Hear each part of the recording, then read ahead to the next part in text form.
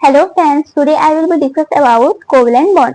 So firstly हम लोग इसका थ्योरी क्वेश्चन देखेंगे, देन एग्जांपल के थ्रू और अच्छे से समझेंगे। तो यहाँ पे क्या बोला गया है देखते हैं।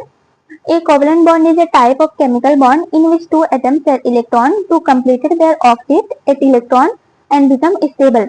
तो यहाँ पे क्या बोला जा रहा है, कोवेलेंट बॉन्ड एक ऐसा केमिकल बॉन्ड है जिसमें दो एटम अपना इलेक्ट्रॉन को इक्वली शेयर करते हैं ताकि वो अपने ऑक्टेट को पूरा कर सके और वो स्टेबल फॉर्म में बन सके। तो इसका फर्स्ट एग्जांपल देखते हैं क्लोरीन मॉलिक्यूल का। यहाँ पे क्लोरीन मॉलिक्यूल का एग्जांपल देखेंगे, कितने एटम है यहाँ पे, दो एटम है क्लोरीन के।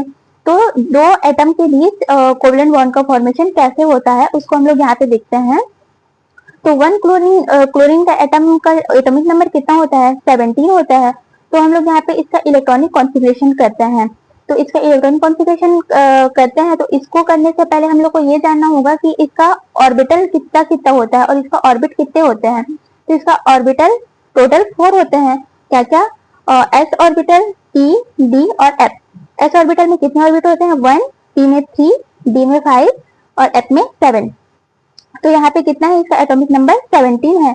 तो इसका इलेक्ट्रॉनिक कॉन्फ़िगरेशन करते हैं 1s2, 2s2, 2p6, 3s2, 3p5।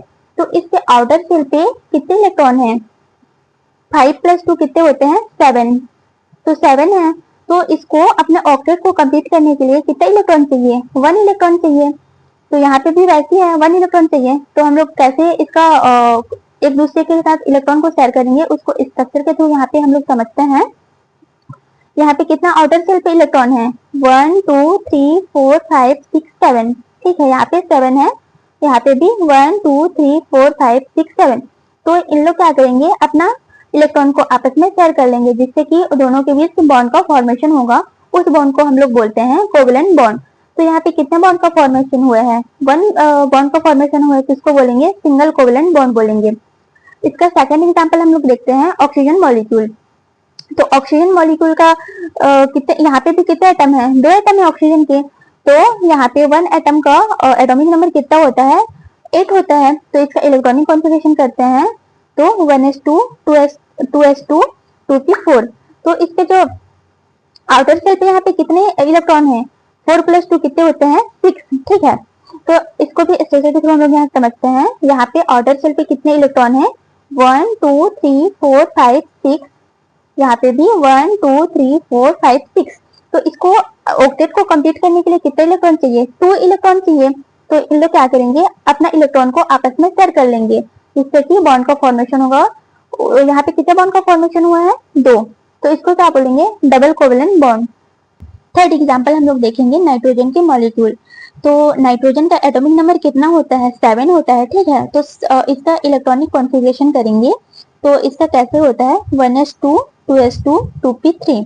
तो इसके आउटर शेल पे कितने इलेक्ट्रॉन है, 5 है। ठीक है, तो ये अपना ऑक्टेट को पूरा करने के लिए कितना इलेक्ट्रॉन चाहिए, इसको 3 इलेक्ट्रॉन चाहिए। ठीक है, तो 3 इलेक्ट्रॉन को आपस में कैसे शेयर करते हैं उसको स्ट्रक्चर के थ्रू हम लोग यहाँ पे समझते हैं।